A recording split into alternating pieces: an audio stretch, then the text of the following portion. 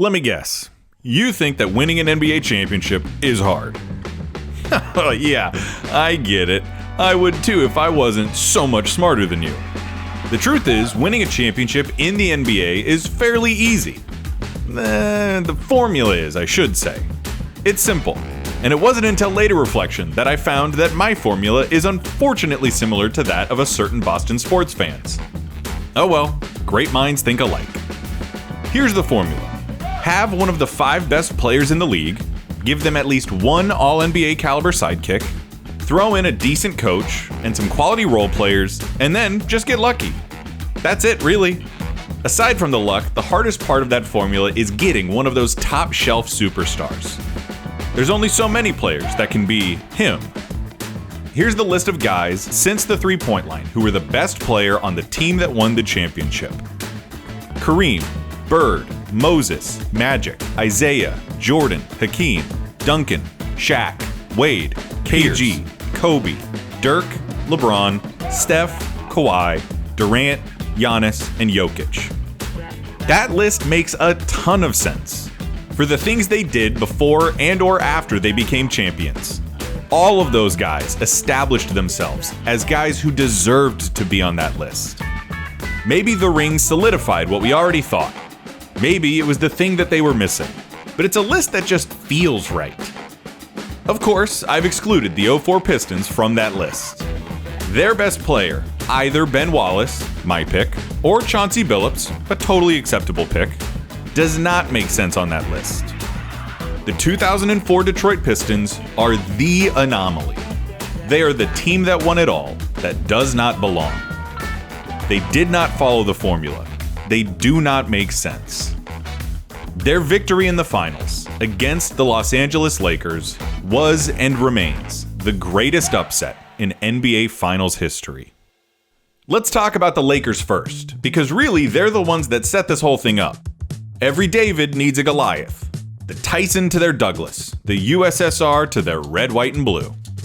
The 04 Lakers were world beaters. If you're watching this video, I should barely have to tell you about their roster and accomplishments. Shaquille O'Neal, Kobe Bryant, Derek Fisher, Gary Payton, Karl Malone, Phil Jackson. The Lakers had three-peated as champions with the core of Kobe, Shaq, and Fisher. 3 consecutive championships, a feat that has not been accomplished since. Their run was ended by the Spurs in 03, but LA had retooled and were back on track to continue a dynasty that had every possibility of continuing for several more years. They had added supernova star power with Karl Malone and Gary Payton, both first ballot Hall of Famers who had been denied titles in their primes thanks to Jordan's Bulls. The two were both past those primes, but were still more than capable contributors. And with that championship core still intact, under the tutelage of no one other than the Zen Master, the 04 Lakers were really the first super team as we know it. They walked their way to 56 wins. Okay, walked might be an exaggeration. They dealt with some injuries and Kobe was flying back and forth from court appearances in Colorado. But the point remains, they were just too damn loaded. They rolled through the playoffs, shaking off Yao's Rockets, the defending champs Spurs, and MVP Kevin Garnett's Timberwolves on their way to their 4th finals in 5 years. And their opponent was the Pistons. These Pistons? It wasn't going to be a contest. In the Lakers' last 9 finals games, they had lost once.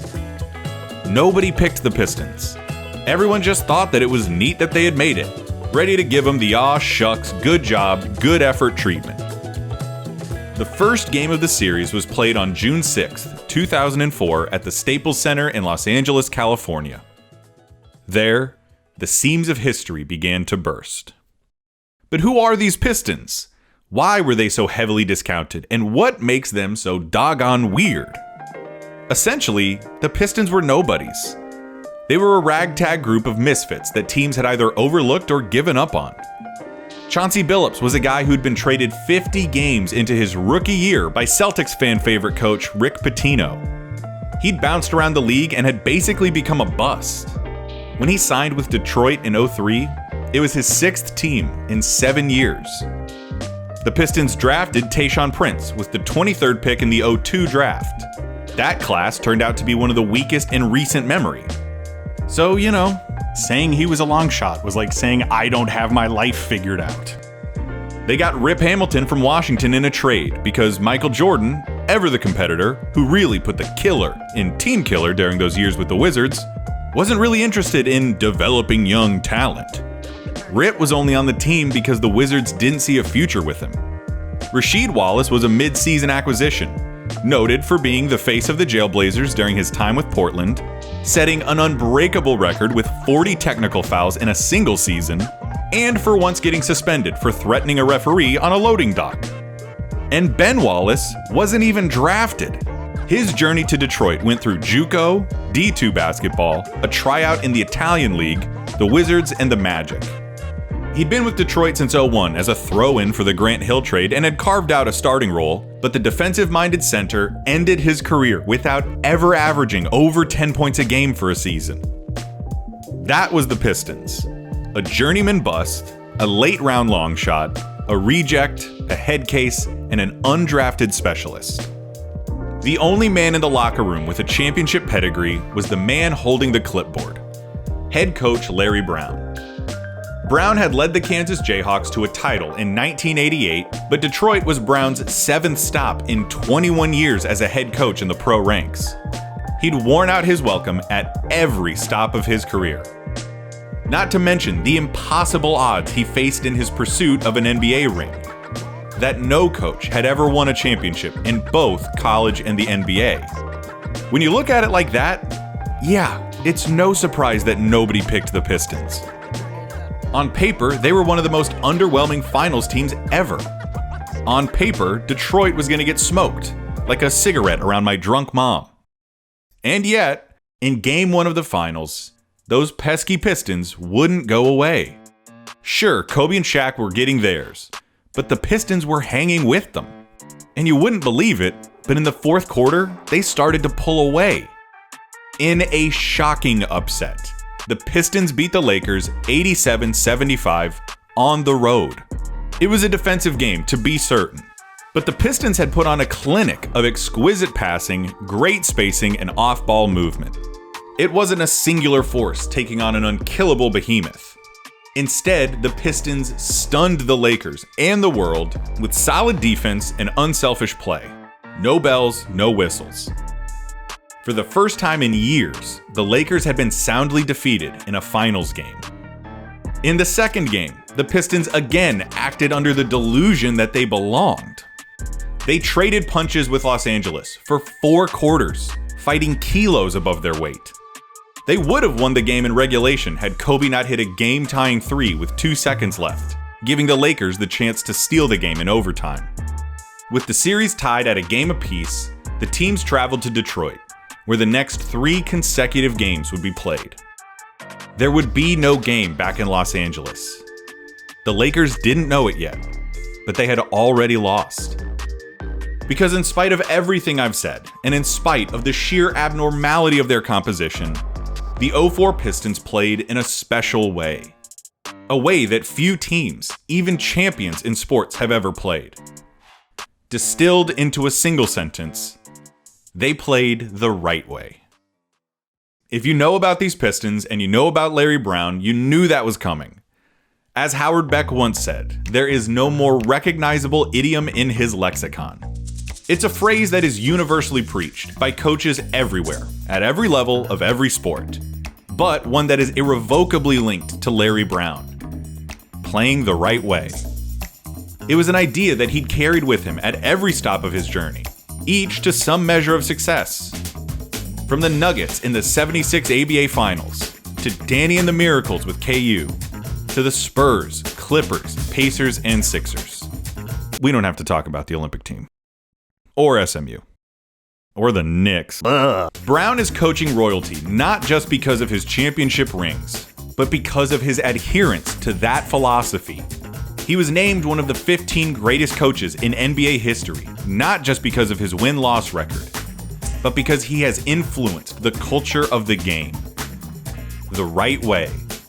In as few words as possible, commit on the defensive end, keep the game simple, find the open man, make the right pass, sacrifice for each other, and win as a team. I know, not exactly revolutionary stuff, right? But Brown, as much as any coach, made it so with his unwavering commitment to that higher ideal. He occupies a special place, is himself a special branch on the coaching tree of basketball. He was a disciple of Dean Smith, who was taught by Phog Allen, who was taught by Dr. James Naismith. And I know what you're thinking. Clayton, shut up. You sound old. Phog Allen? In what AM radio, playing with a wheel and a stick in the yard world, does a grown man go by Phog?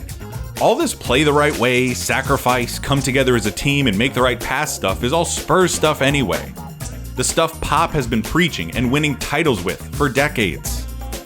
First, you must be new here. This is my dojo. We talk about the old stuff here. Second, it shouldn't surprise you then that Greg Popovich was taught by Larry Brown. The difference between the two is that Pop has always been very selective about the players the Spurs bring in. Not everyone can leave their egos at the door. But I think Brown was under the impression that everybody could do it. That once they saw what buying in would do for them, they'd never look back. I don't know if he realized how special it was that he'd found himself in this situation with a team of guys who could play the right way. But this Pistons team was special. They could and did play the right way. They were talented. Billups was Mr. Big Shot. Rip led the team in scoring. Prince was a phenomenal glue guy and a defender who owns maybe the second most famous block ever. Sheed was probably the best all-around player on the team when they got him. And Ben Wallace might have had the best defensive season a player has ever had. Not to mention great bench players that bought in and did their jobs to a T. They were a team. They bonded over the fact that they were rejects. It was their strength. They liked each other. They were constantly out to dinner together. Hamilton wanted his son to grow up and marry Chauncey's daughter. They all still stay in touch, and if you believe Rip, still talk to each other 2 or 3 times a week. The more I read of how they felt about each other, the more I was reminded of, ironically, the Bad Boys. Brothers in arms, united around a unifying idea. It's us against the world, and the more discounted we are, the more we believe in each other. Which could not have been any more antithetical to the way the Lakers felt about each other. Kobe was the NBA's persona non grata, and he and Shaq hated each other. They'd been able to stick to the script and follow the formula before, but it was boiling over at this point. The team had sacrificed thoughtful depth and balance to bring in Malone and Payton, who, even though they were statistically productive, tipped the balance of stability for them and primed the team for an all-time ego implosion. They were the been there, done that, we have the notoriety, flip the switch and try hard when it counts, team of all teams. They'd lost the hunger. The cliches about the inverse natures of the two teams are endless. Star power versus underdogs, individuals versus a team. The shallow, glitzy glam of Los Angeles, the blue-collar, going-to-work Detroit. A group that rose to the occasion, who found the most important, impactful allies to be each other, and the one that caved at the first sign of adversity, whose most lethal enemy was themselves. And on the court, it just happened. The Pistons transcended, and as one cohesive entity, subjugated the Lakers. Their scoring was ludicrously balanced, and almost every player on their roster contributed in some meaningful way. Big Ben was fantastic against O'Neal, and Tayshaun harassed Kobe into a historic shooting slump. Rip led the team in series scoring. Rasheed had stretches of true dominance. And Billups set everybody up, taking home the Finals MVP, as Detroit won the next 3 games on their home court and captured their first championship since 1990. It is a championship victory that has no equal in its improbability. Just by the odds, the Pistons were 5-1 underdogs in the series. the longest finals odds for a champion in any data I could find. At the time, they had the second worst record of a champion since 1980. They are still the lowest scoring champion since the shot clock. They are the only championship team without a player that was named to the 75th anniversary team in the 40+ years since the introduction of the three-point line. Even more, not one player on their team was a first-team All-League selection at any point in their career. Not one, not once. The only such champion in NBA history. But they beat the brakes off of a star-studded Lakers super team. They killed and buried a dynasty. Shaq was gone in days. Phil retired, Malone retired, Peyton left, Fisher left. Just like that, it was over for the Lakers. Meanwhile, the Pistons almost went back-to-back. They proved they weren't a fluke. They made the finals again the next season and took the Spurs to 7 games. And then they made 3 more straight Eastern Finals appearances. They contended for another 4 years after this title. Yes, they won with defense. Not exactly as exciting as Showtime or the Beautiful Game. And yeah, that era might have favored defensive teams more than other eras would have. But I love that they were a defensive team. There's just something, romantic about it. Defense is still one of the aspects of basketball that we don't really have easy to follow figures for. It exists as an absence of something.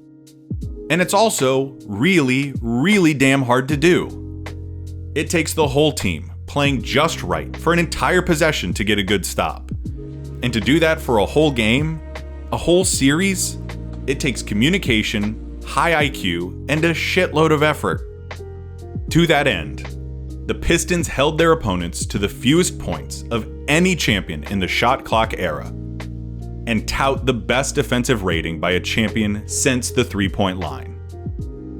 When I said that Ben Wallace might have had the best defensive season ever, I meant it.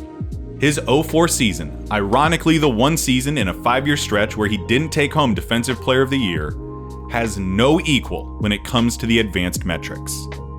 The most defensive win shares in a regular season since the merger. The best defensive rating for a regular season ever. The most defensive win shares in a postseason ever.